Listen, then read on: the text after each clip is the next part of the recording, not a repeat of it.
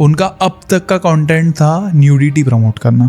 गिगलो को भी बुलाती अपने पास सेटिस्फाई होने के लिए, तो उसको कहती है पहले आधा घंटा तो मेरे सामने सॉन्ग पे डांस कर, अपने बॉडी पार्ट्स। ऑफ कोर्स पता है किस एंगल से शूट करोगे तो व्यूज ज्यादा आएंगे। फोन पे चैट किया, हेलो बाबू, okay I love you too, खत्म बात, रिलेशनशिप में आ गए। इतना आसान जब आपने बनाया है तो रिलेशनशिप तो आसानी से बर्बाद होगा ना। जो लोग कमिटमेंट देने से डरते हैं वो लोग सिचुएशनशिप में जाते हैं। शादी करने के बाद तुम अपना घर छोड़ रही हो, लड़का छोड़ेगा अपना घर? नहीं छोड़ेगा। कहाँ से कंधे से कंधा मिलाएंगे हम लोग? हमें मिलाना पड़ेगा तुमसे। मर्द को औरत की जरूरत है, औरत को मर्द की, सिर्फ सेक्स के लिए नहीं। Selling your body is not independent women.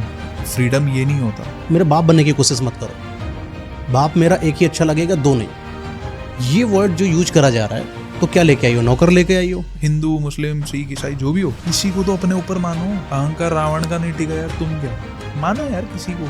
Word ऐसा बोलूंगा जो मुंबई में बोलते मीठे बन के घूमते हैं इंस्टाग्राम पर, ठीक है? पहले मैं भी करता था 5-6 साल पहले, मुझे भी अच्छा लगता था। लड़के ना कुछ रावड़ी बन के घूमते हैं, मार दिया, कोई ने बदतमीजी करी, बंदूक निकाला, मार दिया। एनिमल मूवी वायरल हुई है ना, क्या करा एनिमल ने? एनिमल ने वही करा है जो तुम्हारे मन में था। मैक्सिमम ऑफ द जो व्यूअरशिप आती है वो छोटे शहरों से आती है, गाँव से आती है।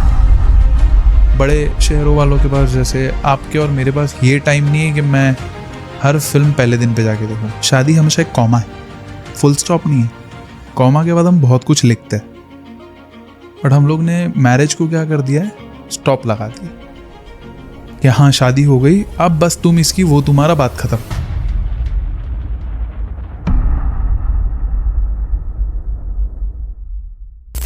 दोस्तों स्वागत है आपका इस नए पॉडकास्ट में। आज आपको मिलवाने वाले हैं प्रतीक जेठवा जी से। हालांकि पिछली बार ये आए हुए थे और बहुत ही ऐसी चीज़ों के बारे में बात करी थी जो बहुत ही डेप्थ थी, डार्क थी, रिलेशनशिप के बारे में और मूव ऑन के बारे में बताया था, ब्रेकअप के बारे में बताया था, सिचुएशन हैंडल कैसे कर सकते हैं उनके बारे में बताया था, प्रॉब्लम जो हो सकती हैं समाज से उनके बारे में प्रतीक भैया ने हम लोगों को बताया। आज फिर से हमने इनको बुलाया हुआ है। क्यों बुलाया है, पहले इनका इंट्रोडक्शन आपको दे देता हूँ। ये इमोशनल इंटेलिजेंस एक्सपर्ट हैं, जो बात करते हैं फैक्ट पर बात करते हैं, रिलेशनशिप पर एडवाइस दे चुके हैं, कईयों से बात करी है, कई कपल्स को अच्छी राय देकर उनके बिगड़े रिश्ते को संभाला है। तो इनके पास बहुत सारा ऐसा एक्सपीरियंस रहा है जो आप तक अगर पहुंचेगा तो आपकी लाइफ बहुत अच्छी हो जाएगी। आज का पॉडकास्ट का एम ऐसा कुछ होने वाला है कि हम सिचुएशनशिप और रिलेशनशिप के बीच में जो मिथ्स होते हैं उन पर बात करने वाले हैं, डार्क फैक्ट के बारे में बात करने वाले हैं, सच्चा प्यार क्या होता है, अपना पार्टनर जो मेरे साथ आज है वो बेहतर है कि नहीं उस पर भी बात करेंगे। ऐसे ही तमाम चीज़ों के बारे में जो शायद मुझे भी नहीं पता, बात करते दौरान हम प्रतीक भैया से पूछेंगे। स्वागत है आपका प्रतीक जी हमारे इस पॉडकास्ट में। कैसे हैं आप? Thank you so much, it means a lot. मैं पिछला बढ़िया। पॉडकास्ट हम लोगों ने करा, बहुत सारी चीज़ें हम लोगों ने डिस्कस करी थी रिलेशनशिप के ऊपर। आज का क्या पैटर्न रहेगा? मेरे पास बहुत से क्वेश्चंस आते हैं कि मैं जिस रिलेशनशिप में हूँ उसमें कंफ्यूज हूँ, ठीक है? और अभी रिसेंटली मैंने एक वीडियो अपलोड की थी, उसमें मैंने एक पोल रखा था कि ये चीज़ें जब आप सुन रहे हो, मैं जो 5 पॉइंट समझा रहा हूँ, उन चीज़ों को सुनने के बाद आपको ये समझ आएगा कि आपका रिश्ता रिलेशनशिप है कि सिचुएशनशिप है। वो पोल में सिचुएशनशिप 64% तक गया, ओके। और रिलेशनशिप 35% पे, और सिंगल भी उतना ही है। सिंगल कम है। सिंगल ऑफकोर्स मेरी वीडियो जो देखते हैं वो सिंगल नहीं होते, या तो मूव ऑन कर रहे हैं या तो किसी के साथ है। तो ये चीज़ मैं चाहता था कि लोग ये समझे कि उनका रिश्ता कंफ्यूजिंग है तो क्यों कंफ्यूजिंग है वो पहले तो हमें ये बताइए, आपने वर्ड का यूज किया सिचुएशनशिप, इसको थोड़ा इलेबरेट किए जिससे लोगों को ये पता चले असल सिचुएशनशिप है क्या। रिलेशनशिप के बारे में हम लोग जानते हैं, प्यार करो वही है, सिचुएशन बताइए क्या है। सिचुएशनशिप एक ऐसी चीज़ है जो दोस्ती से बढ़ के होती है पर कमिटमेंट से कम होती है। जो लोग कमिटमेंट देने से डरते हैं वो लोग सिचुएशनशिप में जाते हैं। कमिटमेंट इन सेंस ऑफ कि आई लव यू बोलना हर किसी को आता है, आई लव यू टू बोलना भी हर किसी को आता है, बट इसके मायने किसी को पता नहीं। हम रैंडमली भी किसी भी लड़की को बोल देते हैं, ओके? और थोड़ा डार्क अगर बताना चाहो इसको, तो सिचुएशनशिप में वो सारी चीज़ें हम करते हैं जो हम रिलेशनशिप में करते हैं, पर ये बात तय नहीं कि हमारी शादी होगी या नहीं होगी। इस पर हम बात नहीं करेंगे, फ्रेंड्स के सामने मिलवाएंगे नहीं, हम कोई लेबल नहीं देंगे हम बॉयफ्रेंड गर्लफ्रेंड है, पर हम वो सारी चीज़ें करेंगे जो बॉयफ्रेंड गर्लफ्रेंड करता है। तो ये एक सिचुएशनशिप होता है, और ये अभी का नहीं है, ये आई थिंक सो 2015-2010 के बाद से शुरू हुई है ये सारी चीज़ें। कि आजकल लोग डरते हैं कि मैं कैसे कह दूँ कि हाँ मैं तुमसे शादी करूँगा। कहीं ना कहीं लॉ भी ऐसा है कि अगर लड़के ने कमिट कर दिया है कि मैं तुमसे शादी करूँगा और फिर वो शादी नहीं करता है तो भी उसके ऊपर चार्जेस लग सकता है। तो लड़के अब ये सोचते हैं, डरते हैं लड़के कि मैं किसी पे भरोसा कैसे करूं।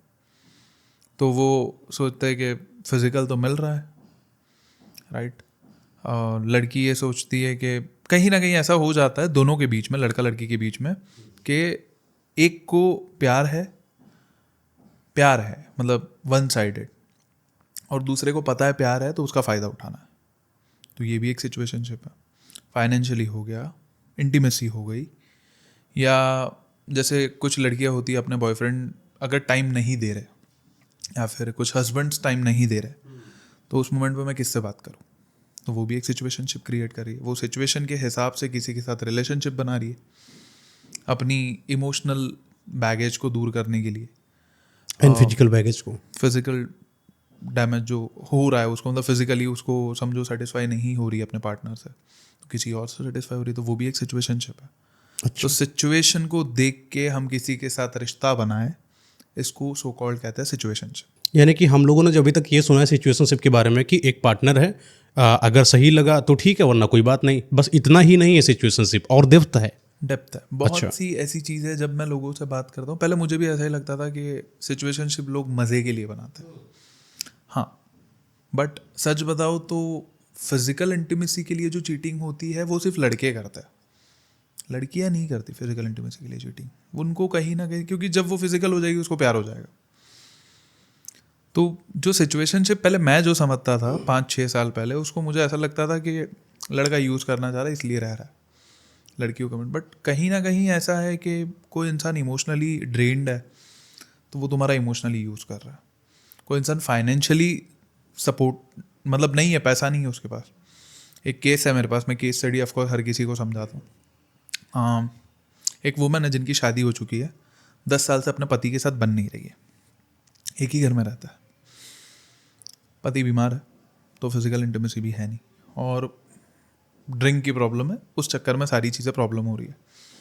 मैम का रिलेशनशिप है कहीं बाहर, वो रिलेशनशिप के चक्कर में स्टार्ट में सब कुछ सही जा रहा है, और वो जो लड़का है वो फाइनेंशियली इंस्टेबल है, ऑफकोर्स मैम से 10 साल 8 साल छोटा है, तो वो उनके साथ रिलेशनशिप में, उसको सिचुएशनशिप कहते हैं, वो रिलेशनशिप नहीं होता, क्योंकि आप पहले से किसी के साथ शादीशुदा हो, आपके बच्चे हैं, आप अपनी फिजिकल इमोशनल नीड्स कहीं और से पूरी कर रहे हो। तो ये एक सिचुएशन थी, आपने इसको एक रिश्ते का नाम दे दिया, दिस इज़ अ सिचुएशनशिप।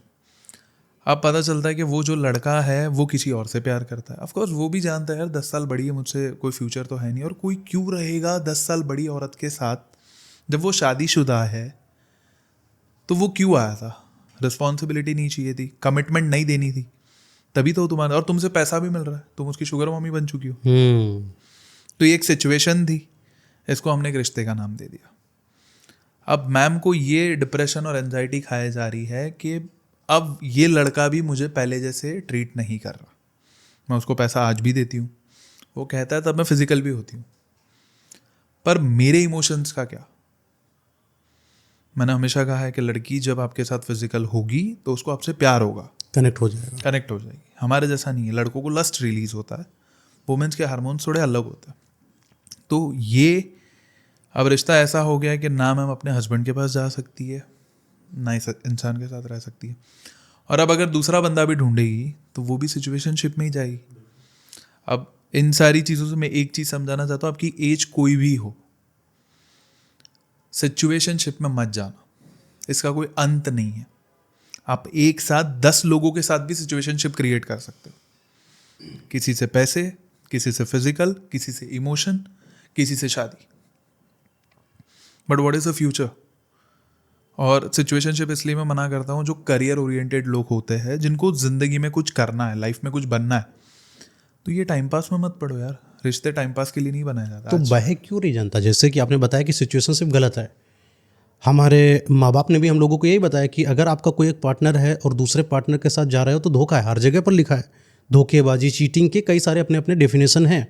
जब सारी चीज़ें हमारे समाज के अंदर पहले से ही वितरित हैं और लोगों के सामने आ चुकी हैं, उन्होंने देखा है, उनको पता है चीटिंग है, नीड क्यों पड़ रही है सिचुएशनशिप की आखिरकार? सिचुएशनशिप की नीड अगर हम सच में कहें तो हमारा इंस्टाग्राम है, सच बता रहा हूँ, डार्क रियलिटी है ये, गेटिंग नंबर्स ऑफ ऑप्शन, लड़का लड़की दोनों के पास ऑप्शन है। कोई ऐसा अगर मुझे कहते कि लड़की के पास 500 ऑप्शन है, लड़के के पास हो ही नहीं सकता, उसके पास 500 तो इसके पास 550 तो है ही है, राइट। तो पॉर्न कल्चर हो गया, पॉर्न देखने से भी तुम्हारी कुछ फैंटेसीज है तो तुम अपनी वाइफ के साथ पूरी नहीं कर रहे हो, तो ऑफ कोर्स तुम कहीं ना कहीं तो पूरी करने की कोशिश करोगे। दूसरा, इंस्टाग्राम में इसलिए कह रहा हूँ क्योंकि पहले ऐसा होता था, अगर हमें कोई चीज़ जाननी है, समझनी है, तो हमें समय लगता था। हम मूवीज़ देखने के लिए हमें 2 दिन पहले टिकट्स लेनी पड़ती थी। आज ऐसा है कि मैं मोबाइल से ही चीज़ें बुक कर सकता हूँ। मुझे अभी हम मुझे आपको और मुझे जाना है शाम को मूवी देखने, हम 1 घंटे पहले बुक करेंगे, पहुँच जाएंगे। तो द स्पैन और जो एक हमारा ये हो गया ना, हमारी कोई भी चीज़ खरीदने की, पाने की जो इच्छा है, अभी जागी अभी पूरी हो गई। तो ये जब रिलेशनशिप में भी हो जाता ना कि यहाँ मुझे जम नहीं रहा, ये मुझे दे नहीं रहा, ये मुझे समझ नहीं रहा, और सो कॉल्ड इंस्टाग्राम पे कुछ गुरुज बैठे हैं जो कहते हैं कि कोई नहीं दे रहा तो कोई तो देगा, ब्रेन वॉश करता है। कुछ फेमिनिस्ट होती है, फेमिनिस्ट और फेमिनाइन में फ़र्क है, पहले मैं ये समझा। पहले तो ये बताइए होता क्या? क्योंकि देखो, लड़कियों को जो ये सिखाया जा रहा है ना कि तुम लड़कों से कंधा मिला के चल सकती हो, मैम आपका कंधा हमसे बहुत ऊपर है, हमें मिलाना सीखना पड़ेगा। तुम एक बच्चे को जन्म देती हो तो हमें पता है वो कितना पेन होता है, हर महीने तुम्हें कितना पेन होता है लेबर में, हर महीने जो पीरियड्स आते हैं उसमें कितना पेन हो हमें पता है, वो हम नहीं देख सकते, हम नहीं फील कर सकते। अब उसमें तुम कहाँ से हमसे कंधे से कंधा मिलाओगी? शादी करने के बाद तुम अपना घर छोड़ रही हो, लड़का छोड़ेगा अपना घर? नहीं छोड़ेगा। कहाँ से कंधे से कंधा मिलाएंगे हम लोग? हमें मिलाना पड़ेगा तुमसे, राइट। सो ये जो फेमिनिस्ट सिखा रही है ना लड़कियों को, कि एक तो मैंने कुछ लड़कियों के बायो में भी देखा है, आई एम इंडिपेंडेंट वुमेन, मुझे किसी की ज़रूरत नहीं है। हर फेमिनाइन को मैस्कुलिन की ज़रूरत है, हर मैस्कुलिन को फेमिनाइन की ज़रूरत है, मर्द को औरत की ज़रूरत है, औरत को मर्द की, सिर्फ सेक्स के लिए नहीं। जो चीज़ हम दोनों के बीच में अंडरस्टैंडिंग हो सकती है वो मेरी वाइफ और मेरी गर्लफ्रेंड के साथ अलग होगी। तो ये हम समझते नहीं है। अब फेमिनिस्ट जो होती है ना, कुछ सेलिब्रिटीज है जो खुद एक ऐसे मुकाम पे पहुंच चुके हैं, पता नहीं क्या कुछ करके, और वो, मैं सच बताऊं, लड़कियां भोली होती है।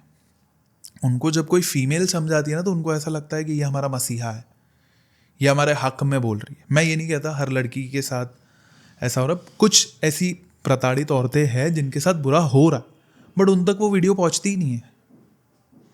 ये वीडियो उन मासूम बच्चियों के पास पहुंचती है जो एक बॉयफ्रेंड से धोखा खा चुकी है, ठीक है, तो उसको लगता है पूरा मर्द समाज एक जैसा, क्योंकि इनकी बातें भी वैसी ही होती है कि हम मर्दों से आगे हैं, हमें पता है हमें क्या करना है।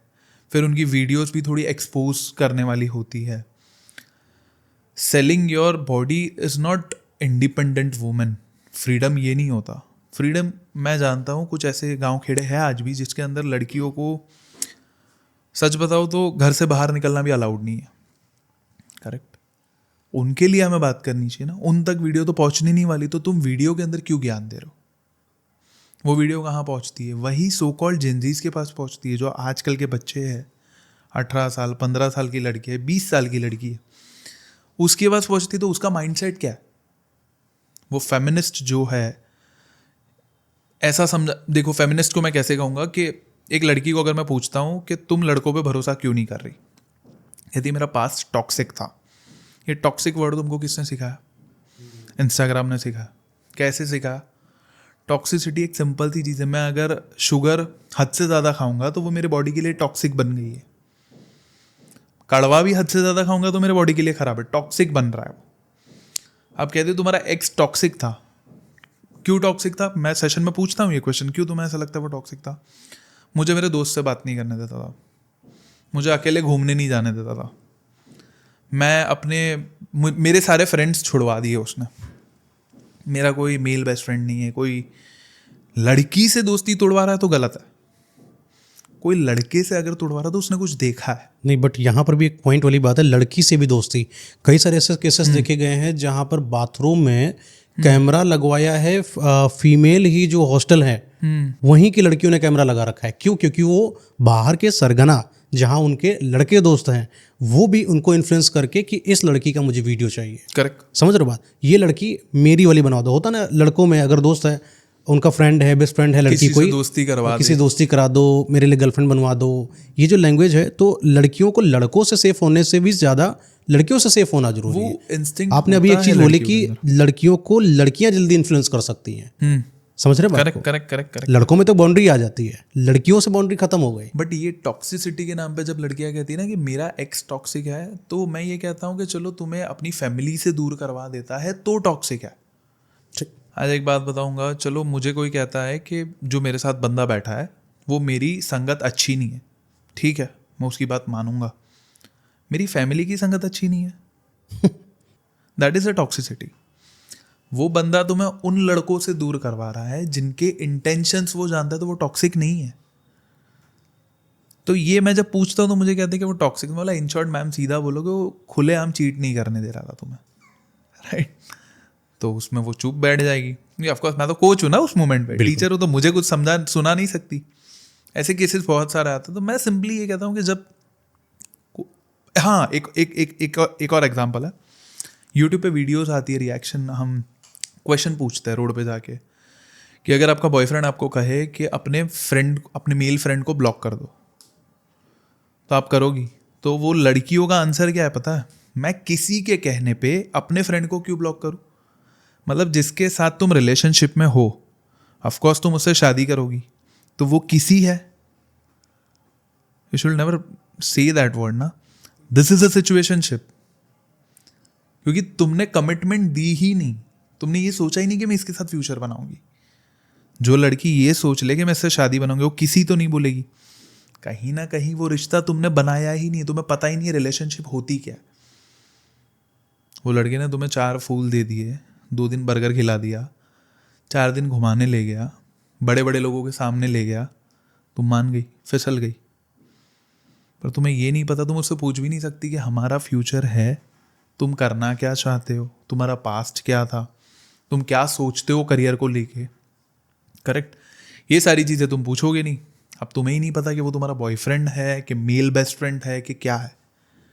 अगर मैं मेरी गर्लफ्रेंड को कहता हूँ या मैं मेरी सिस्टर को कहता हूँ कि please don't talk to this shit guys, इन लड़कों से मत बात करो, तो मुझे कुछ पता होगा तभी कह रहा हूँ। सेल्फ इंट्यूशंस होती हैं। हम इनसिक्योर हूँ मैं, चलो मैं पॉजिटिव हूँ, तो ये बुरा कैसे हो सकता है? पार्ट ऑफ, उसको टॉक्सिसिटी बोल देते हैं लोग। माँ बाप नहीं बच्चों के लिए बुरे हैं, वो हैं पजेसिव हैं। उनको भी लग रहा है मेरा बेटा ना अपने इस रिश्तेदार के घर में नहीं जाना चाहिए, क्योंकि ये रिश्तेदार ना भड़का हुआ है, भड़का देगा। तो क्या मतलब कि बाप टॉक्सिक है, माँ टॉक्सिक है? That's what I am saying. तो ये फेमिनिस्ट सिखाती है कि किसी का सुन के तुम अपनी चाह मत मारो। और फेमिनाइन क्या होती है? जो हमारी माँ है, अनकंडीशनल लव। कुछ लड़की, अगर किसी लड़के के लाइफ में फेमिनाइन आ जाए तो वो करियर की ऊंचाई चूमेगा, और फेमिनिस्ट आ जाए तो बना बनाया लड़का भी गिर जाएगा। मैंने कईयों के ऐसे देखे हैं रिलेशनशिप, मेरे पास भी केसेस आते हैं। तो उसमें जो लड़की होती है ना, उसका सीधा से ये होता है कि जैसा कि आपने बताया कि मेरा पार्टनर मेरे ऊपर हक कैसे जता सकता है, मेरे बाप बनने की कोशिश मत करो, बाप मेरा एक ही अच्छा लगेगा, 2 नहीं। ये वर्ड जो यूज करा जा रहा है, तो क्या लेके आई हो? नौकर लेके आई हो? उसको फेमिनिस्ट बोलता है। अच्छा, यहाँ पर अगर हम बात करें जो जिन्होंने शादी करी, हम पुरानी या नई की बात छोड़ देते हैं, जो एक परफेक्ट कपल रहा है शादी में, उनके शब्द कभी ऐसे नहीं रहते हैं कि तुम मेरे बाप बनने की कोशिश मत करो। मेरे सेशंस में ऐसे शब्द आते हैं। अच्छा, शादीशुदा लोगों के 40, 50, 45 साल। नहीं, मैं परफेक्ट रिलेशन की बात कर रहा हूँ। परफेक्ट रिलेशनशिप में उनके नहीं होता। उन्होंने बोला कि मेरे हस्बैंड ने बोला है तो मुझे नहीं करना है, मेरी वाइफ ने बोला है वहाँ नहीं जाना तो मैं नहीं जाऊँगा। कितना शॉर्टकट है ना, उन्होंने बोला है तो मुझे नहीं करना है।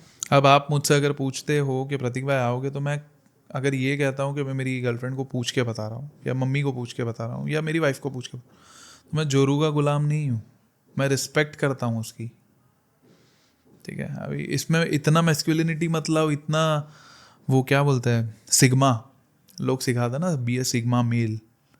सिग्मा मेल एक प्रोवाइडर होता है लड़की के लिए, ठीक है? रूलिंग नहीं होता। लड़की को कुछ चाहिए, हाँ मैं लेके देता हूँ, that is a sigma, right? Alpha male, sigma male, ये सो कॉल्ड स्लैंग्स जो लेके आया ना आजकल के बच्चे, ये उनकी ऐसे इन्फ्लुएंसर्स भी नाम नहीं लेना चाहता, बट ऐसे इन्फ्लुएंसर जो सिग्मा अल्फा बनना सिखाते हैं, उनकी एक वीडियो लड़की के बारे में बात किए बिना बनती नहीं है। वो अल्फा बनेंगे, वो अल्फा है। अच्छा, लड़कियों को डिफेम करना आजकल की जनरेशन का सिग्मा है। That's what I am saying ना, वही तो कह रहा हूँ मैं। लड़की को डिफेम करके तुम क्या, देखो मैं एक सिंपल सी चीज़ कहता हूँ, मैंने जितने लोगों से बात की, जितने लोगों से जुड़ा, उससे मैंने एक चीज़ समझी कि एक इंसान के ख़राब होने से मैं वो पूरे कम्युनिटी को ख़राब नहीं बोल सकता।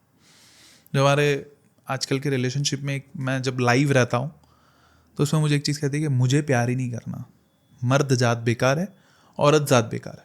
बहुत कॉमन हो गया है सब।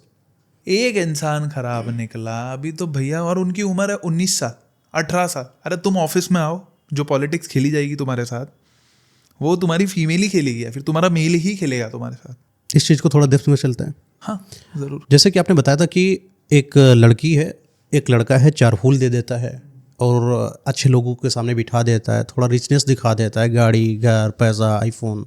वो लड़की फिसल के बोलती है कि इन रिलेशनशिप में हूँ मैं किसी के साथ, लेकिन वो रिलेशनशिप में है कि सिचुएशनशिप में है, यहाँ कन्फ्यूजन है।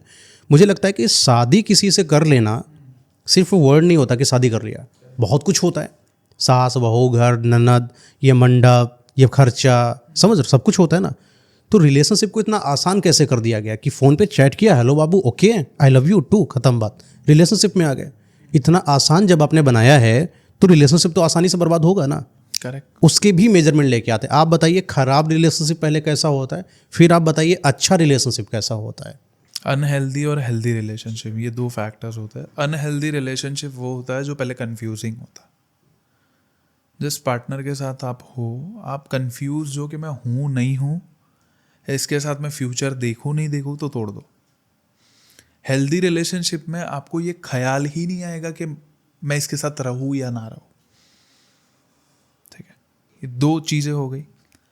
अनहेल्दी रिलेशनशिप में मैं ये कहता हूँ कि हाँ, मेल कुछ सच में टॉक्सिक होता है, इतने टॉक्सिक होते हैं कि लड़कियों को मार मार के आदी कर देता है, उसकी फैमिली से, उसके भाई बहन से, सबसे दूर करवा देता है अपने फ़ायदे के लिए। और फिर ये पता चलता है कि वो चीट भी कर रहा है। That is a toxic male. क्योंकि वो देखो, वो तुम्हारे लाइफ में हद से ज़्यादा इंटरफियरेंस ले आया है, तुम्हें अपनी फैमिली से दूर करवा दिया, पर वो तुम्हारा भी नहीं है, वो तो किसी और के साथ भी है ना। दैट इज़ अ चीटिंग ना। तो वो टॉक्सिक है। तो ये अनहेल्दी रिलेशनशिप है। हेल्दी रिलेशनशिप में क्या होता है, जब आप दोनों एक दूसरे के साथ जा रहे हो तो ये समझ के मत जाओ कि रिश्ते में सब मज़े है। एक स्टेज ऐसा आता है रिलेशनशिप में जहाँ पे सब कुछ बोरिंग लगता है। आप जान चुके हो, that is no mystery in your partner, सब कुछ पता है। फिजिकल हो गए, 5 साल हो गया, 4 साल हो गया रिलेशनशिप को, सब कुछ पता है। इसके मम्मी पापा कैसे है, ये कैसा है, गंदा है लड़का, चीज़ें सही से नहीं रखता। लड़की के बारे में भी 4 चीज़ें पता है कि इसका बिहेवियर थोड़ा टक टक करने वाला है, बड़बड़ बहुत करती है। तो ये चीज़ को जब आप दोनों सेक्रीफाइस करोगे, अंडरस्टैंड करोगे, तो ये एक हेल्दी रिलेशनशिप बनेगा। बट आजकल के लोगों को क्या है कि मैं अच्छा नहीं बनना चाहता रिलेशनशिप में, तुम अच्छा बनो, तुम दो जो दे सकते हो, हम सब लेंगे बस। हाँ, हम सिर्फ लेंगे। तो वो अनहेल्दी हो रहा है ना। फिर रिश्ता पहले कैसे होता था कि लड़की अपना घर बार छोड़ के आ रही है तो लड़का उसको ये समझाता है कि ये भी तुम्हारा ही घर है। माँ बाप भी ऐसे रखते हैं कि हमारी बेटी घर में आ रही है, फिर से एक बेटी जा रही है, दूसरी आ रही है। आजकल में ऐसा है कि एक गैप है। जैसे हमारी मम्मियों के ऊपर थोड़ा प्रॉब्लम्स था सासुओं का, राइट। तो हमारी मम्मियाँ थोड़ी अंडरस्टैंडिंग बन गई कि अब जो बहू आएगी उसको सही से रखेंगे। कहते हैं एक चेन है, आप समझो मेरे नीचे 4 बच्चे हैं, ठीक है, मेरे नीचे मेरी 4 पोस्ट है। मैंने मेरी पहली पोस्ट को ये कहा कि तू बेकार है, तू आवारा है, तो वो वही बनेगा। वो अपने आगे वाले को बोलेगा तू बेकार, तू आवारा, वो वही बनेगा। वहाँ से कोई अगर चेन ब्रेक कर देता है कि मैं तेरे में विश्वास जता रहा हूँ, तू कुछ कर लेगा। जैसे मेरे डैड है, वो हमेशा मुझे कहते हैं कि मैं तुझे सपोर्ट करूँगा, तेरे पीछे तेरा बाप बैठा है, तुझे जो करना है कर। I am the person who is changing that ना। मैं चेन को ब्रेक करके निकल रहा हूँ, करेक्ट। यही चीज़ जब सासुओं में आ जाएगी ना, जैसे जो लड़की नई घर में आ रही है कि उसकी सास ने उसको प्रताड़ित किया, उसकी सास ने उसको प्रताड़ित, तो आगे वाली जनरेशन को आप परेशान कर रहे हो, परेशान, इसका कोई सल्यूशन नहीं होगा। बट अगर आप उसी चीज़ को अपनी जो बहू आ रही है उसको अपनी बेटी के जैसे रखोगे तो that could be a healthy relationship. Relationship सिर्फ मर्द और औरत के बीच में तो नहीं है शादी वाला, पूरा घर होता है। जैसे आपने कहा ननंद हो गई, भाई हो सास गया, हो गए। साला हो गया, सब मतलब मेरे लिए भी उसका फैमिली उतना ही मैटर करता है और उसके लिए मेरा फैमिली मैटर करता है। तो ये हेल्दी रिलेशनशिप की साइन है। चलो अभी इसमें कुछ लोगों का ऐसा होता है कि घर में अनबन है, बट अगर आपका हस्बैंड अच्छा है, आपकी वाइफ अच्छी है, तो आप दोनों तो सही हो ना। एक रूल है कि जिस घर में मेल डोमिनेंस ना हो वो घर खराब हो जाता है, ये बात सच है। जिस घर में, अब इसमें फेमिनिस्ट का क्वेश्चन ये होगा कि मतलब मर्दों की चलेगी सिर्फ, इट इज़ नॉट अबाउट चलेगी, it is all about a dominance. मतलब एक घर के अंदर एक मर्द का स्टैंड लेना बहुत इंपॉर्टेंट है। चलो ठीक है, मर्द की नहीं चलेगी, ठीक है मान लेता हूँ, आप चला ले जाओगी। बाहर समाज में 20 आदमियों के बीच में बैठकर बात कर लोगी। That's what I am saying ना। दारू पी रहे लड़कों के बीच से अपना काम निकलवा लोगी। रात के 3 बजे ग्रुप ऑफ बॉयज के साथ अपना काम निकलवा के घर आ जाओगी। क्या अपने घर की दरवाज़ों को खोल दोगी कि हर कोई आदमी आए और आपके घर में बैठ जाए? फीमेल हो ना, और आपको लग रहा है कि आप बहुत कुछ कर सकती हो, मेल कुछ नहीं कर सकता है, तो मेल खाना बनाएगा, मेल घर का झाड़ू पोछा सब करेगा, लेकिन आप ये कर पाओगी? जो मेल ये करता है उसको धोखा मिलता है। ये वो मेरे गधा पास होता है, cases- उसको ऐसे देखिए cases हर है। एक इंसान के ना अपने वो होता है। जैसे कि आप बताओ, पुलिस का काम क्या है? रक्षा करेगा, ठीक है ना बात। डॉक्टर क्या कर रहा है? जान बचा रहा है। तो हर चीज़ का अपना पैटर्न है। मर्द का क्या काम है? Protection and provision, correct. Simple सी बात है। फीमेल का क्या काम है? फीमेल प्रोटेक्शन और प्रोवाइडेशन को मजबूत करती है। करेक्ट। फीमेल, स्तंभ हो। हाँ मेन स्तंभ तो तुम ही हो तुम ना। ही हो। और तुमको क्या बोला गया है? ग्रह लक्ष्मी बोला गया है, घर की लक्ष्मी। मतलब पूरा जो सिस्टम है वो तुम हो, बिना तुम्हारे तो कुछ चल ही नहीं सकता है। अब नारायण लक्ष्मी जी की ही बात कर ले, सबसे पहले कौन आ रहा है? लक्ष्मी जी आ रही है। अब वो फोटो को भी लेके के फेमिनिस्ट ये बोलती है कि लक्ष्मी माता को पैरों में क्यों बिठाया। ओ भाई, फेमिनिस्ट, इसको फेमिनिस्ट बोलता हूँ। फेमिनाइन क्या है कि अरे यार मैं सिंपल सी चीज़ बता रहा हूँ, मेरी मम्मी मेरे पापा के आज भी पैर दबाती है, तो वो कुछ बुरी बात नहीं है। अब फेमिनिस्ट मेरी मम्मी को भी ब्रेन वॉश करने की कोशिश, मेरी मम्मी उसको सुना देगी कि भैया दूर रहो हमारे घर से, हम सुखी है। आजकल की मैं हर लड़की को नहीं कह रहा, मैं कह रहा हूँ ना 100 में से एक फेमिनिस्ट होती है जो 99 को बिगाड़ती है। अच्छा एक और चीज़ होता है, जैसे कि आपने भी सास और बहू के बारे में बताया था। यहाँ होता है कि आपने कभी भी अपने समाज में देखा होगा ना, जो एक बहुत बेहतर इंसान है वो अंदर से कूढ़ा हुआ होता है। एक अच्छाई के पीछे कुढ़न होती है। अगर आप इसको साइकोलॉजी डेप्थ में जाएंगे, एक इंसान अच्छा बनने के लिए, समाज में अच्छा दिखने के लिए, आप अगर अच्छे हो तो दिखना और बनना ये सब आपके लिए छोटी बातें हो जाएंगी। अच्छा तो अच्छा होता है ना। एक अच्छी सास कैसी होती है? पुराने सासों की मैं बताता हूँ। एक अच्छी सास कभी भी अपने जेठ के आगे वो करके जाती है, समझ रहे हो? एक बहू जो होती है, मुझे लगता है सास के पैटर्न के थोड़ा डेप्थ में जाकर देखें ना, तो उसकी सास ने इस बहू के ऊपर प्रताड़ना करी थी। ठीक है, तुमको ऐसे रहना, तुमको ऐसे रहना, अच्छी बहू के सिग्नेचर्स उसको दिए गए। फिर ये जो अच्छी बहू जब ये सास बनती है, तब ये आई हुई लड़की को अच्छी बहू बना रही होती है, ठीक है ना। फिर यही अच्छी बहू देखती है कि अच्छा अच्छी बहू तो ऐसे बनता है। फिर वो जो चेन चलती है अच्छी बहू से अच्छी बहू बनाने की, ये सास को गलत दिखा देती है। मुझे लगता है कि अगर आप सास हो बेहतर, तो तुम्हें पहली बात तो आज़ाद बहू का निर्माण करना पड़ेगा। आज़ाद बहू आज बना नहीं रही हो, फिर तुम अच्छाई के आपने कभी देखा होगा कि ये इंसान बहुत अच्छा है, और अच्छे इंसान से मिलकर देखिए वो कूढ़ा होता है, अपने मन की बातें नहीं बोल पाता है, समाज में निकल नहीं पाता है, खुल के हंस नहीं पाता है, नाच नहीं पाता है। अगर उसको मन है इन्जॉयमेंट करने का, वो कर ही नहीं पा रहा है। उसको लग रहा है कि मैं बहुत मैच्योर हूँ और बच्चों के आगे मैं डांस कर सकता हूँ, मैं पापा हूँ मैं सास हूँ, बहू के आगे मैं ऐसे कैसे नाच सकती हूँ यार, मेरी भी कोई मर्यादा है। लेकिन मैंने अच्छी सासों को भी देखा है जो बहू के साथ शॉपिंग करने जाती हैं। हाँ, मैं तो कहता हूँ मेरी मम्मी के साथ मेरे से ज़्यादा मेरी बीवी की बनेगी तो मेरा घर सुखी है। मेरे लिए तो यही, भाई मैं सच बताऊँ, ये जन्नत है मेरे लिए। क्योंकि मैं ऑफ कोर्स मेरी जो वाइफ होगी मैं उसके अंदर एक ही चीज़ रखूँगा, उसको समझाऊँगा। कोई तुम्हें कुछ भी कहता है घर में, तुम रिप्लाई मत करना, क्योंकि ज़बान सब कुछ बर्बाद करती है। तुम मुझे आके बताओ, मैं हूँ ना, मैं बात करूँगा। अगर सच में मुझे लग रहा है कुछ गलत जा रहा है तो ऑफकोर्स मैं तुम्हारा स्टैंड लूँगा, पर तुम रिप्लाई मत करना। यहाँ पे मम्मी की भी रिस्पेक्ट हो गई, पॉइंट है। और मम्मी भी कल ये रियलाइज़ करेगी कि अगर गलत कर रही थी या कर रही है, कि मैं इसको फुकट सुना देती हूँ इसकी बीवी को। जब कोई इंसान रिप्लाई नहीं करता ना, तो हमें भी सेल्फ डाउट हो जाता है कि वो मेरे सामने क्यों नहीं बोला। और जब मैं इतना अंडरस्टैंडिंग हूँ कि मैं इसको समझा रहा हूँ, तो ऑफकोर्स मैं उनको भी सुना के तो नहीं समझाऊंगा. It is all about balance, right? तो बैलेंस कैसे? देखो, जैसे मैं तो ये कहता हूँ, हर घर में बर्तन बचते हैं और बजेंगी. 2 बर्तन है वो बजेंगे, बट उसमें एक मर्यादा होनी चाहिए, एक रिस्पेक्ट होनी चाहिए. एज गैप है तो आदर होना चाहिए. अगर वो तुम मेंटेन नहीं कर पा रहे हो, then there is no relationship. तुम अपने पति के साथ चाहे कितनी भी अच्छी रह लो, राइट? आज नहीं तो कल खुल जाएगा तुम उसकी मॉम के साथ कैसे हो. क्या तुम अपनी मॉम से भी ऐसे बात करती हो? नहीं कर सकते. अपने डैड से भी ऐसे बात करते हो? क्योंकि अभी एक वीडियो कुछ इंस्टाग्राम पे आई, एक औरत अपनी सास को बेड से धक्का मार देती है. एक औरत अपने ससुर को छड़ियों से मार रही है और उसकी वीडियो बना रही है कि ये लोग डरते हैं मुझसे. What is that?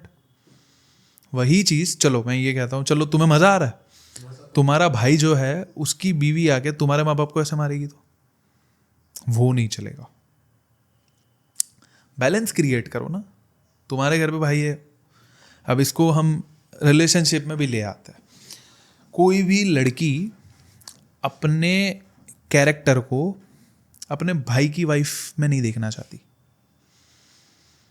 अगर वो देखना चाहती है तो वो लॉयल है, तो उसका कैरेक्टर अच्छा है. मैं किसी का कैरेक्टर असैसिनेशन नहीं कर रहा हूँ, किसी के कैरेक्टर पे नहीं बोल रहा हूँ. आंख बंद करो, लड़कियों को कह रहा हूँ, एक बार ये सोचो कि तुम्हारे भाई की बीवी तुम्हारे जैसी है. अगर तुम अगर तुम्हें हंसी आ रही है, तुम स्माइल कर रही हो, तो तुम बहुत अच्छी हो, तुम लकी हो. पर अगर तुम ये चाहती हो कि तुम्हारे भाई की बीवी तुम्हारे जैसी ना हो, तो कहीं ना कहीं एक बार तुम्हें झांकना पड़ेगा अपने गरीबान में कि तुम क्या गलत कर रही हो. जैसे एक लड़के को हम कहते हैं ना कि एक बार भाई आंख बंद कर और सोच, तेरी बहन का जो हस्बैंड होगा वो तेरे जैसा होगा. रूह कांप जाती है लड़की की. यहाँ पे हमें समझ आता है कि लिमिट्स कहाँ है, मर्यादा कहाँ है. लड़की यहाँ, जैसे आप मुझे अभी थोड़ा टाइम पहले कह रहे थे कि यहाँ से कोई खूबसूरत लड़की गई तो बह जाता है इंसान. मैं इसको कहता हूँ देखना बुरा नहीं, स्टॉप कहाँ करना है मुझे. मैं ये भी कहता हूँ लड़कों को भी ये चीज़ समझा दो. मेरे पास अभी एक ऐसा केस था कि सिर्फ मेरी वाइफ, मतलब मेरी जो फियांसे है, मेरे घर में किसी को देख रही थी, उसमें मुझे गुस्सा आ गया, तो मैंने उससे बातें करना कम कर दिया. मैंने बोला क्यों? देखना बुरा नहीं है, तुम्हें अपनी वाइफ को नोटिस करना है उसके बाद कि उसके लक्षण क्या है. बट तुम इतनी खाली देख रही हो उस बात पे, उसको तुम ये कर देते हो कि भाई तू कैरेक्टरलेस है. मैं मेरी गर्लफ्रेंड या वाइफ को ये भी कहूँगा, भाई तुम्हें दिख रहा है ना, चलो मैं खुद अप्रिशिएट, स्मार्ट दिख रहा है, बॉडी अच्छी है, वहीं तक सीमित है. फिर तुम उसका नंबर निकालने जाओगे तो गलत है, उसका इंस्टाग्राम आईडी ढूंढ रहे हो तो गलत है. This is a limit, this is a balance that you have to create.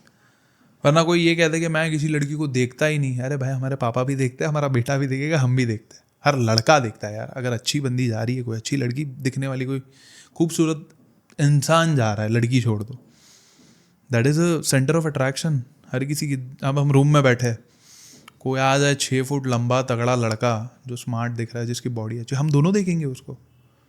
That is a centre of attraction. उसने अपना ऑरा ऐसा क्रिएट कर रखा. तो अगर कोई जा रहा है, जैसे मैं कहता हूँ मेरी कोई फीमेल फेवरेट हीरोइन नहीं है, द रीज़न इज दैट कि मुझे पता है उसके बाद क्या है and what they are doing. उनको पैसा किस चीज़ का मिल रहा है, अट्रैक्शन बनाने का. तो वो मेरी फेवरेट चीज़ कैसे है. हाँ, मैं किसी हीरो जैसे सलमान खान जैसा ऑरा मैं क्रिएट करना चाहता हूँ अपने अंदर, तो वो दूसरी चीज़ है. बट सलमान खान अपने कपड़े उतार के तो नहीं नाच रहा ना, और वो उतार रहा है तो वो 10 साल मेहनत कर रहा है, बॉडी बना रहा है और फिर उतार रहा है. तुमने कोई मेहनत नहीं की, तुम कपड़े उतार दिए और इसके तुम्हें 2-3 करोड़ मिल गए, और फिर वो तुम इन्फ्लुएंसर बन गए, और वो इन्फ्लुएंसर से 18 साल की लड़की इन्फ्लुएंस हो गई, उसने भी अपने कपड़े उतारना शुरू कर दिए, उसके भी 2-5 लाख फॉलोवर्स हो गए. तो एट दी एंड तुम्हें सिर्फ बॉलीवुड में एक आइटम सॉन्ग मिलेगा और कुछ नहीं मिलेगा. पॉइंट है. अच्छा, एक आपको मैं एक केस दिखाता हूँ. ऐसे ही मतलब कि हम लोग बैठे हुए थे और कहीं पर जा रहे थे, फीमेल्स भी थी ग्रुप में, सब कुछ है. तो वहाँ पर एक लड़की आती है, एक कार चलाती हुई. बड़ा अच्छा लग रहा है, लड़की कार चला रही. वाओ, कितना अपग्रेड हो गया ज़माना. ठीक है. जो लड़की है उसके अंदर ये सेटल है कि काश ऐसी लाइफ हो, मुझे भी काश ऐसा हस्बैंड मिल जाए, काश मुझे ऐसी फैमिली मिले जहाँ मेरा पति अलाउ करे कि मैं कार चलाती हुई जाऊँ, मैं अकेले जाऊँ. मैं घर आया, मैंने देव थोड़ा समझा, और ज़्यादा उस पर गहन अध्ययन में ऐसे किसी फैक्ट पर नहीं पहुँचता, पहले सोचता बहुत हूँ. चीज़ें कि अच्छी जो दिख रही है क्या वो सच में अच्छी है। कईयों से बात करी जिनकी वाइफ कार चला रही होती हैं, उनके पति उनको समय ही नहीं दे रहे। क्यों समय नहीं दे रहे? पैसा कमाने में व्यस्त हैं। भाई साहब दुबई में है, भाई साहब जापान में है, भाई साहब यूएसए में है। अब क्या कर रहे हैं, वहाँ से पैसा भेज दे रहे हैं वाइफ के लिए, वो वाइफ अपना घर चला रही है, कार चला रही है, सब कुछ चला रही है। जो तुम डिजर्व कर सकती थी रिस्पेक्ट, वो तो तुम्हारी गई। जो एक लड़का तुम्हारे लिए ला कर दे सकता था, प्रोवाइडर, वो गया। तुम्हें रिस्पेक्ट इसमें दिख रही है दूसरी लड़कियों की। उसके पास जाओ जो कार चला रही है, उससे पूछो उसके प्रॉब्लम्स कितनी होंगी। वो बताएगी कि मेरा हस्बैंड मुझे समय नहीं देता है। वो बताएगी सिर्फ पैसा तो भेज देते हैं, लेकिन बाकी उनका कोई सपोर्ट नहीं आता है। तो जो तुम देख रहे होते हो वही सच नहीं होता है। क्या पता तुम अपने रिलेशनशिप में बहुत बेहतर हो। मैं हमेशा ये कहता हूँ, एक हेल्दी रिलेशनशिप में सबसे इंपॉर्टेंट चीज़ अगर करनी है तो कंपैरिजन हटा दो। Don't compare yourself, your relationship with someone else. कुछ लोग, लड़कों को भी कहता हूँ कि तुम्हारी वाइफ से खूबसूरत 1000 औरतें हैं, और लड़कियों को भी ये कहता हूँ कि तुम्हारे हस्बैंड से पैसे वाले 1000 मर्द हैं। अगर तुम ये सोचोगे कि उसके घर में पिज़्ज़ा बन रहा है और तुम्हारे यहाँ पे रोटी बन रही है, तो इसका कोई एंड नहीं है। जैसे मैंने लास्ट पॉडकास्ट में भी एक चीज़ कही थी कि स्कूटर वाले को कार चाहिए, कार वाले को एरोप्लेन चाहिए, एरोप्लेन वाले को ऐसा है कि मैं जगत का ये बन जाऊँ, और जो वो बन चुका है वो चाहता है मैं सन्यासी बन जाऊँ। क्यों बड़े बड़े लोग सन्यास ले रहे? Because everything is all about that spiritual life. जो अच्छी है जिसकी, उसको सुकून है। आज मैं हर किसी को सेशन के एंड में एक टिप देता हूँ, वो टिप मैं यहाँ पे फ्री में दे रहा हूँ। Start meditation. 40 साल के बूढ़े को भी पूछो मेडिटेशन करते हो, 50 साल के बूढ़े को नहीं करता, 20 साल के लड़के को नहीं करता। किसी एनर्जी में मानते हो, नहीं मानता। खोखला हो चुके हो यार तुम। किसी को भी मानो, मैं ये नहीं कहता तुम सिर्फ हिंदू, मुस्लिम, सिख, ईसाई जो भी हो, किसी को तो अपने ऊपर मानो। करेक्ट। अहंकार रावण का नहीं टिका यार, तुम क्या हो?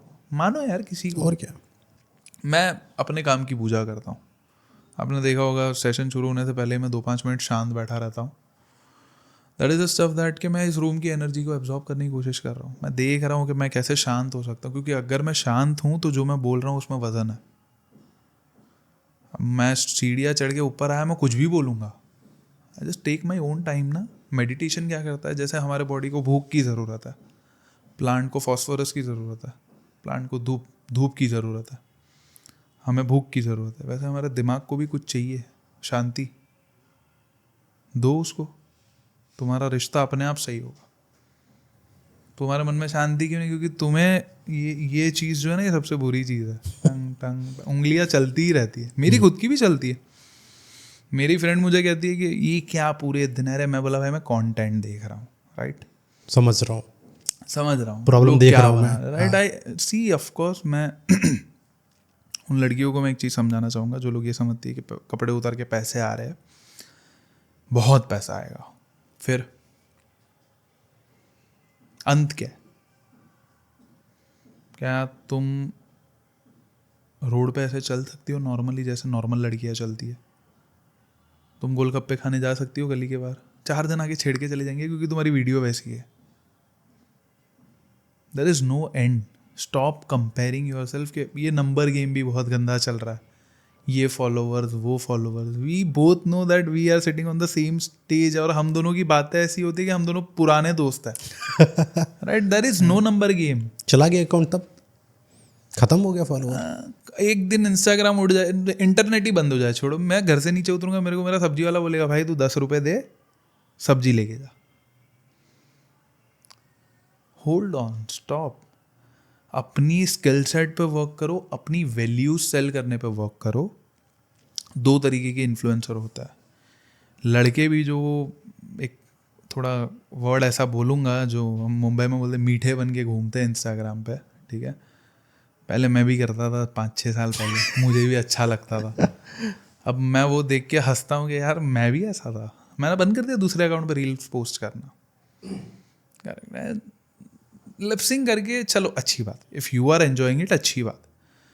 बट कंपैरिजन के इससे ज़्यादा मेरे व्यूज़ आ जाए, इससे ज़्यादा मेरे फॉलोवर्स हो जाए, फिर वो मन भी ऐसा हो जाता है। जब रिलेशनशिप में हो ना, इससे अच्छा पार्टनर काश मेरे पास होता है। Everything comes in end to the relationship. Comparison relationship को बर्बाद कर रहा है। अब जब कंपैरिजन की बात ही चल रही है तो मैं आपको एक केस बताता हूँ जहाँ पर एक महिला थी। ऐसा होता है ना कि जब एक शादी के बाद बड़ी खूबसूरत सी महिला गहनों से लदी हुई, हाईलाइट एकदम हेयर से, उसके चेहरे पर काफ़ी ज़्यादा ग्लो है, तो आप देखकर कहते हो कि यार वास्तव में इसको हस्बैंड बहुत बढ़िया मिला या फिर इसको परिवार बहुत अच्छा मिला होगा, कैसे साज सजा के रख रहा है अपनी वाइफ को। पता चलता है, मेरे पास ही केस स्टडी आई थी उनकी, तो पता क्या चलता है कि उनके जो हस्बैंड हैं ज़बरदस्ती गहना लदवाते हैं, ज़बरदस्ती स्मार्ट बना के रखते हैं। रीज़न क्या है? वो नहीं चाहती इतना सब कुछ रहे, लेकिन उनको स्टेटस सिम्बलाइज करना है कि मेरी पत्नी के ऊपर इतना गहना होना चाहिए। पत्नी को जैसा कि मेल होता है, मेल की वैल्यूएशन कहीं ना कहीं उसके पत्नी से की जाती है। लेकिन हमें लगा कि कुछ ऐसे भी मर्द हैं जिन्होंने अपनी पत्नियों को एकदम साजो सज्जा का सामान समझ लिया कि ये लड़की है और हमारे घर की खूबसूरती इसी की वजह से दिखनी चाहिए। आदमी क्या पहन सकता है? गहने पहन सकता है? नहीं। दिखेगा कैसे? पत्नी के ऊपर लदवा कर। वो पत्नी को लाद देता था गहनों से, ऐसे करके, पता नहीं क्या क्या फैसिलिटी, और उसके कमरों में हर जगह पर कैमरा कि कहीं कोई आ रहा है, किसी से बातचीत तो नहीं कर रही है ये। इतना मतलब उसको ट्रैप्ड कर दिया गया है। जो लोगों को लगता है ना कि ये इंसान बहुत खुश होगा, उनके लाइफ में ऐसी ऐसी परेशानियां बड़ी बताइए। करेक्ट। जो दिखता है वो होता नहीं है। तो कंपैरिजन जिस तरीके से हम लोग बात ही कर रहे हैं, तो आप बताइए ना, कंपैरिजन क्या क्या चीज़ें बर्बाद करता है रिलेशनशिप में?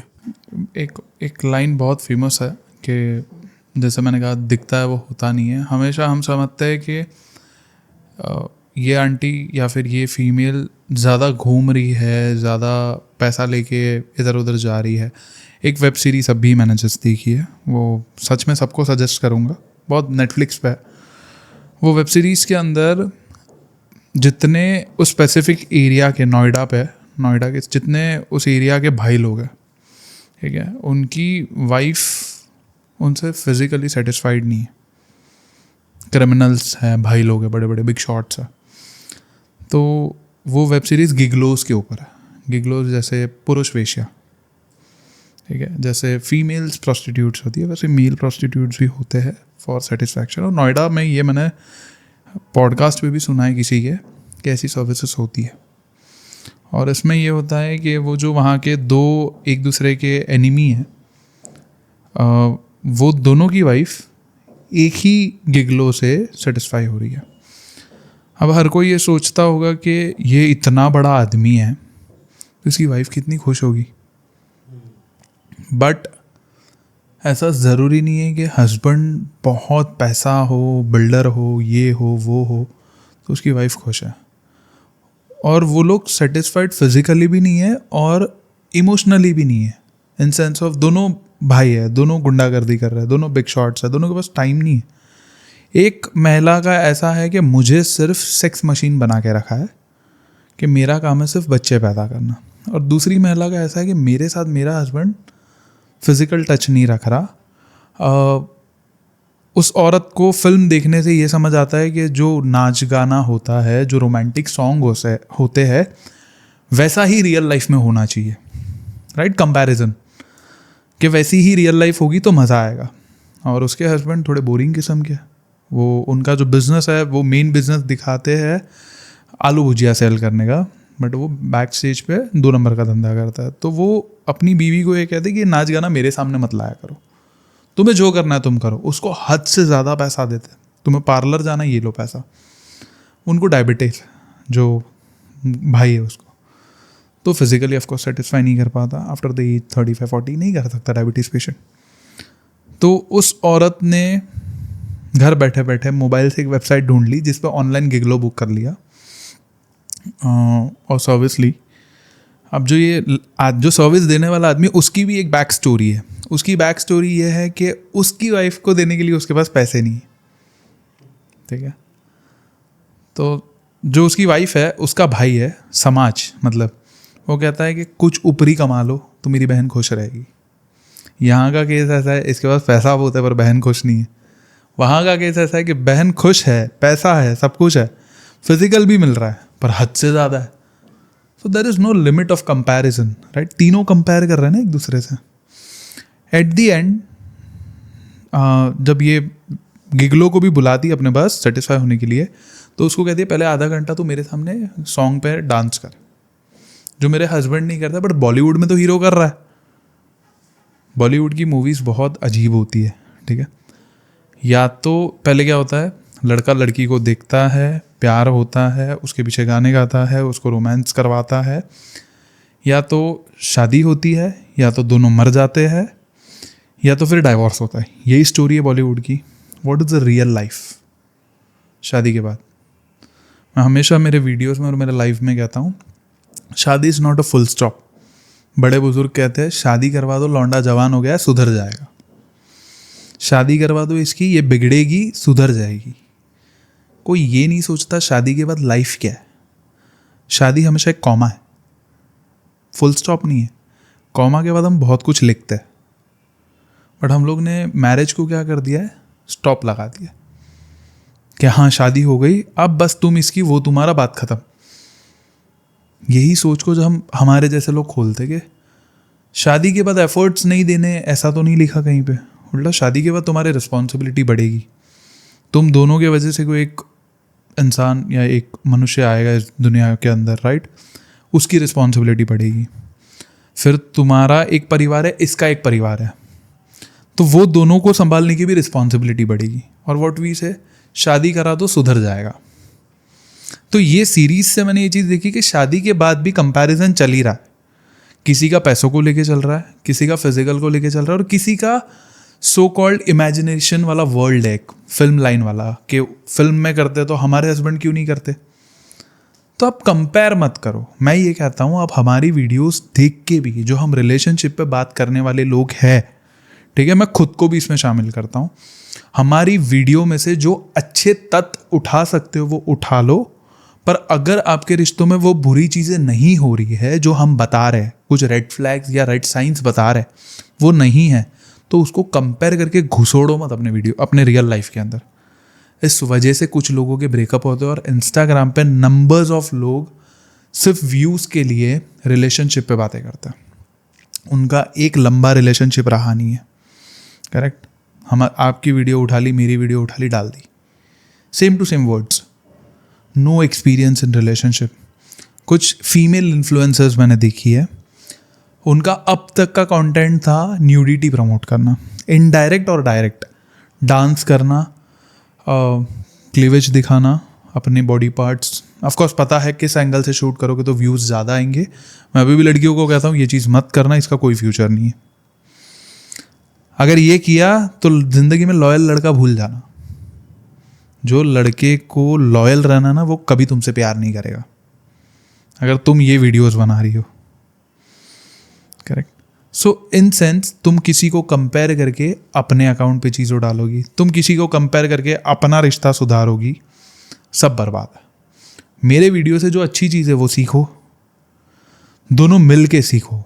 जब अकेले सीखोगे तो अपने पार्टनर के अपोज में जाओगे। मेरे पास कई बार ऐसा होता है कि जब काउंसलिंग चलती है, बातें चलती है, तो मैं हमेशा कहता हूँ आपके पार्टनर को आप बुला लो। मैं चढ़ाना नहीं चाहता तुम्हें, मैं तुम दोनों को समझाना चाहता हूँ कि एट दी एंड तुम दोनों ही एक दूसरे के हो। अब जब मैं स्टोरी बता रहा हूँ तो मेरी स्टोरी में मैं हीरो हूँ, जब मेरी वाइफ बताएगी स्टोरी तो उसमें वो हीरो है। मैं ये कंपेयर कर रहा हूँ कि सर आप ये कह रहे थे तो मेरा रिलेशनशिप ऐसा तो है नहीं, ये तो कंपैरिजन कर रहा हूँ मैं। आपके हिसाब से रिश्ता ऐसा होना चाहिए, रिश्ता एक ही चीज़ होना चाहिए। 10 अच्छी चीज़ें हैं, 3 बुरी आएगी, correct? This is a relationship. जब आप किसी से प्यार करते हो तो आप ये कहते हो कि तुम मेरे जैसे नहीं हो, कंपेयर कर रहे हो। हमारा रिश्ता इसलिए अच्छा नहीं चल रहा क्योंकि तुम मेरे जैसे। मैं कहता हूँ मेरे जैसा इंसान मेरे साथ बैठेगा ना, मैं उसको 1 घंटा झेल नहीं सकता। हमेशा नॉर्थ और साउथ अट्रैक्ट होता है, अपोजिट पर्सनैलिटीज अट्रैक्ट होती है। हम कंपेयर क्या कर रहे हैं? खुद को कंपेयर कर रहे हैं अपने पार्टनर के साथ, सेम टू सब बर्बाद। मैं तो ये कहता हूँ अपने पार्टनर में ना कंपैरिजन रखो, ना अपने पार्टनर में जेलसी लाओ, ना अपने पार्टनर के लिए ये फील करो कि ये मुझसे ज़्यादा ग्रो कर रहा है। मैंने आपको जो पहले एक केस स्टडी समझाई थी, अभी अपन बैठ के ऐसे ही बात कर रहे थे मेरे एक सेशन के बारे में, उसमें फीमेल का ये प्रॉब्लम था कि उसको किसी ने अप्रिशिएट नहीं किया है।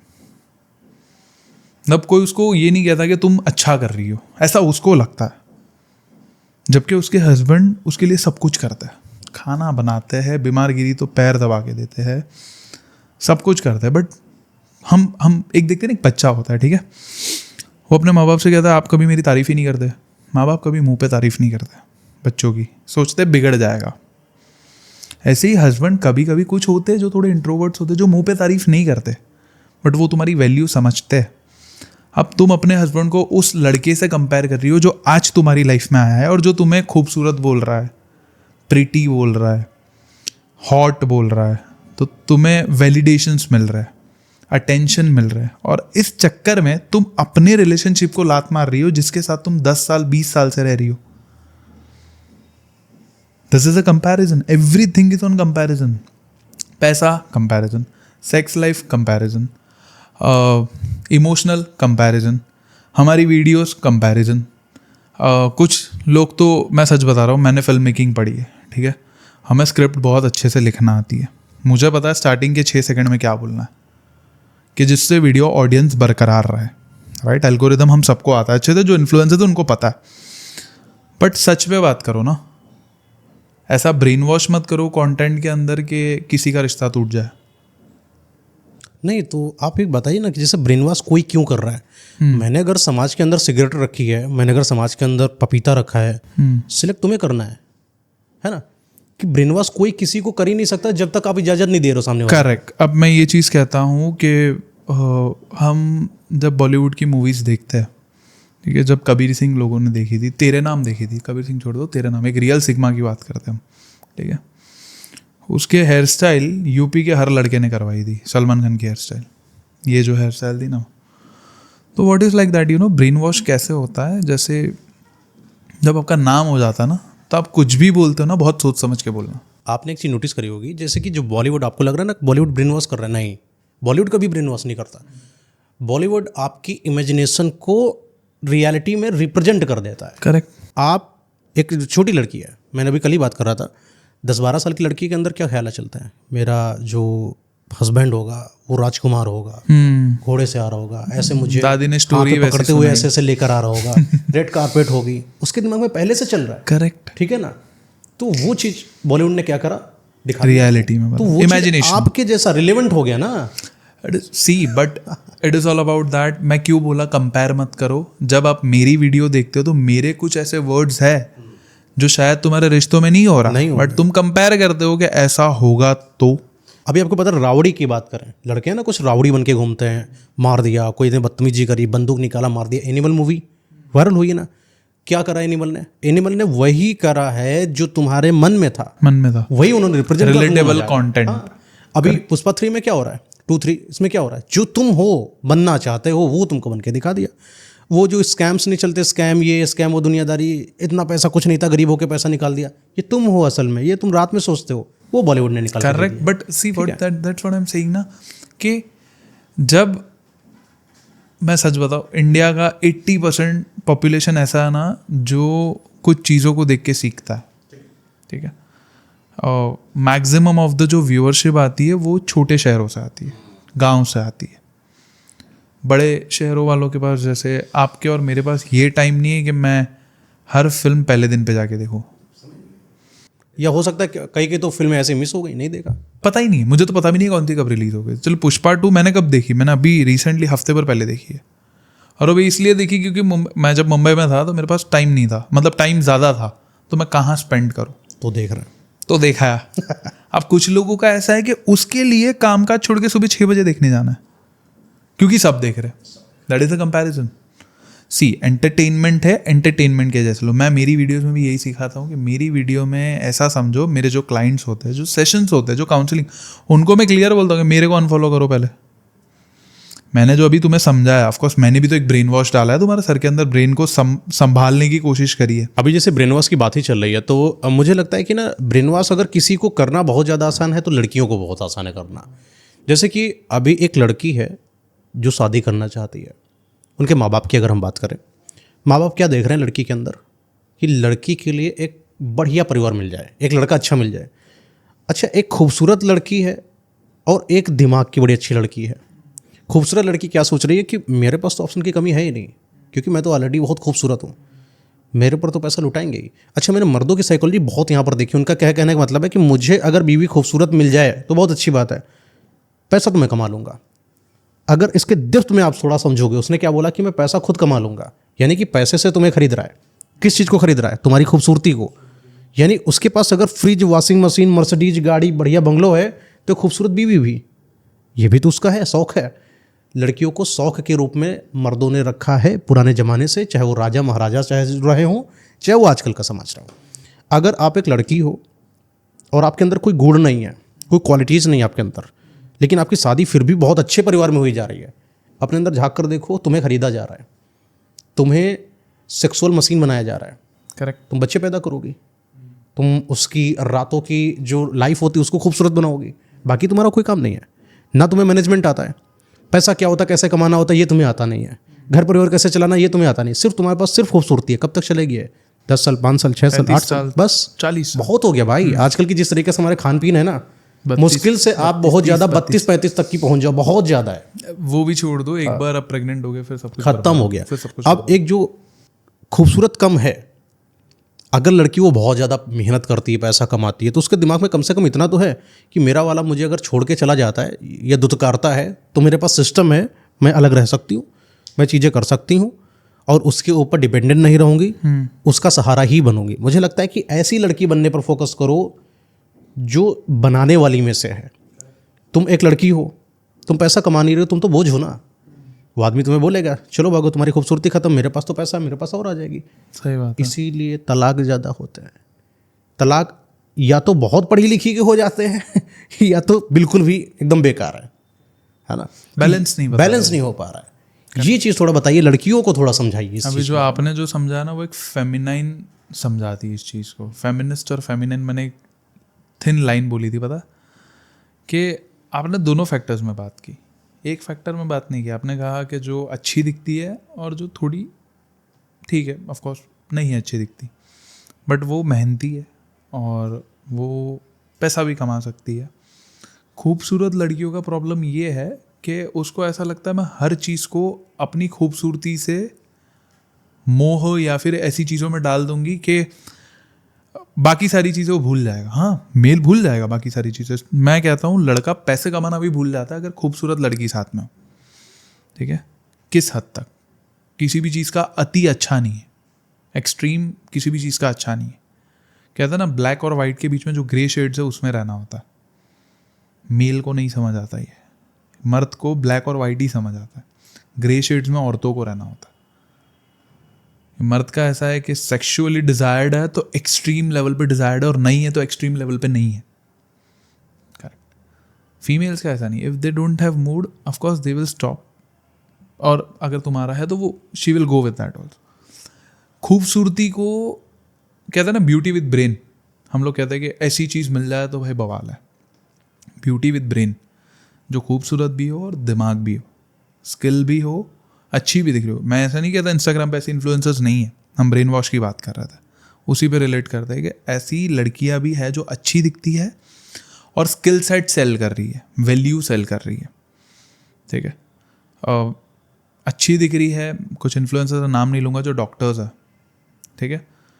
ऑफकोर्स वो क्यूट है और वो जो कंटेंट भी क्रिएट कर रही है उसकी भी कुछ वैल्यू है। That is a great combination of beauty with brain.